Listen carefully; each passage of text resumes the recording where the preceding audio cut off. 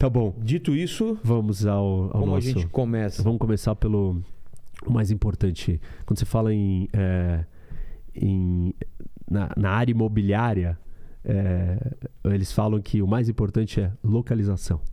Localização, localização, localização. Tá. Você fala com um americano que trabalha com real estate, o cara fala location, location, location. Tipo, qual é o lugar? O que mais importa quando você vai comprar um imóvel, um terreno, você está na área imobiliária, o que é? O lugar. Então, onde que é o lugar? Vamos começar.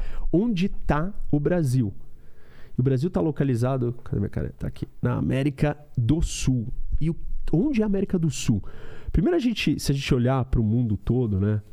Percebe que tem uma concentração de território. Uma massa de terra aqui. Isso. Ah, tá um pouco mais... Não, tá ligada com isso daqui. Ah, mas esse cara aqui, a Austrália tá separado. Não, é uma continuidade. Exato. O mundo inteiro tá concentrado aqui. E aí tem só um pedaço... Separado. Que são as Américas. Que é uma faixa de terra gigante... mas que ela está desconectada do resto do mundo. Por isso que ela foi descoberta depois, né? Por isso que ela passou um isolamento gigante no tempo sem ninguém achar que esse lugar existia. E aí, ela tem duas partes. E repara que a parte do norte... Ela não está quase conectada com a do sul. A conexão é para uma faixa estreitinha. A gente chama isso daqui de istmo. Um rabicho. Isso. Né? Que é um lugar muito pequeno, muito difícil de você transpor. Quase que não se conectam. E isso faz esses dois lados serem absolutamente separados. O início desse continente, lá atrás, na formação geológica da Terra, ele estava conectado com a África, né? Exato. E aí ele saiu, e nesse caminhar aqui, essas placas tectônicas, elas bateram.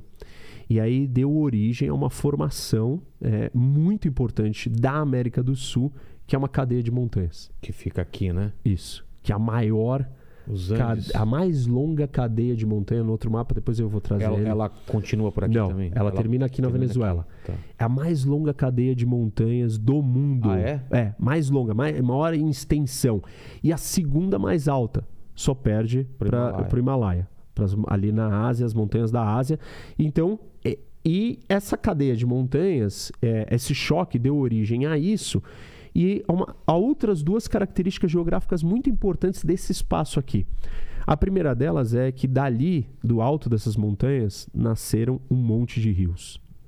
E esses rios vão criar uma grande quantidade de água aqui nesse continente de baixo.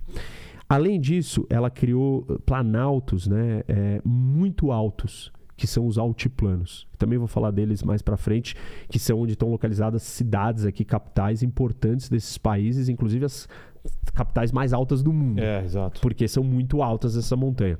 O que mais que a gente tem sobre o continente das Américas? Onde a gente está? A América do Sul está localizada no Atlântico Sul. Por quê? Nós temos as latitudes, né? Que são as linhas horizontais que cortam a Terra, e aí você tem eixos importantes de latitude, como o Equador e os trópicos.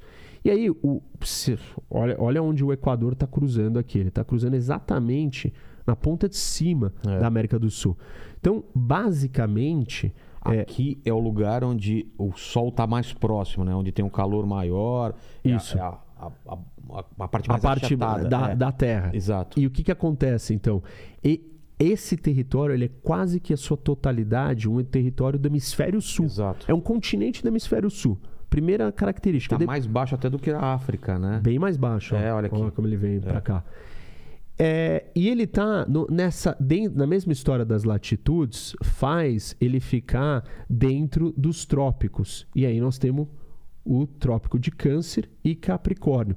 Essa faixa aqui, ela é importante. Por quê? Porque as latitudes determinam clima. E clima é um dos fatores super impactantes na vida das pessoas. Em vários aspectos. Já vou voltar para o clima. Agricultura, performance humana, produtividade. Então a gente tem vários estudos que mostram que você comete mais erros cognitivos no calor. Você tem mais acidentes de carro, provavelmente por erros cognitivos quando está mais quente. Humor. Você perde, você transpira, você fica mais cansado. Você precisa repor aquela água que você perdeu. O que mais que você tem? Você tem estudo que mostra que lugares onde é muito quente, você não consegue aprender tão bem. E aí eles fizeram estudos nos Estados Unidos, em Boston, com salas com ar-condicionado no verão e sem ar-condicionado. A diferença da capacidade de aprendizado dos alunos onde tinha um ar-condicionado e não tinha. Ar-condicionado, por exemplo, não é um instrumento de luxo, é um instrumento de sobrevivência em vários lugares do mundo. Você perguntar nos Emirados Árabes o que é a coisa que eles mais cobiçam, 65% da resposta em primeiro lugar é ar-condicionado. Óbvio, né? Você está no meio de um deserto, como é que você vai construir uma cidade, uma vida ali? E você tem efeito em educação, efeito cognitivo, e você tem um efeito na produtividade do ser humano. Então, calor muda como que você vai ser produtivo. E assim, é muito difícil, né, nas ciências sociais você isolar as variáveis. Não é que eu vou para um laboratório, tiro o calor e testo o que acontece com essa civilização. Não dá para fazer isso. Mas eu posso comparar a civilização de lá com a daqui. Mas eu vou falar, mas aquilo ali tinha outra realidade geográfica, tinha outro rio, tinha outra riqueza, teve outra história. Então não dá para você comparar coisas diferentes. Só que hoje nós estamos conseguindo testar isso e medir. Porque tem estudos muito interessantes sobre mudanças climáticas que estão pegando um mesmo país, com a mesma história, com a mesma cultura, com o mesmo estágio de desenvolvimento, e vendo as alterações de temperatura e medindo a produtividade das pessoas. E o resultado é, todos os lugares que você esquenta, a produtividade cai. Olha só. Inclusive, eles chegaram até uma temperatura ótima de produtividade, que é 13 graus. Qualquer coisa, 13 graus é o pico da produtividade, qualquer coisa acima disso começa a cair a produtividade. Para baixo também. Para baixo também. Tá. 13 graus é o lugar, é o topo do pico da produtividade. Em outros lugares eles falaram, pode ir de 20 a 23 e tal. Mas assim, é interessante que eles estão conseguindo isolar uma variável por causa da discussão das mudanças das temperaturas. Exato. Independente do que as pessoas acham sobre isso, eles estão medindo. Então, clima faz toda a diferença. Isso vai dizer muito quem nós somos. Não só por isso, porque aí tem um dos axiomas mais contestados e mais potentes, talvez, que não é um fato, mas é uma correlação de explicação do mundo. Não temos nenhum país desenvolvido tropical no mundo.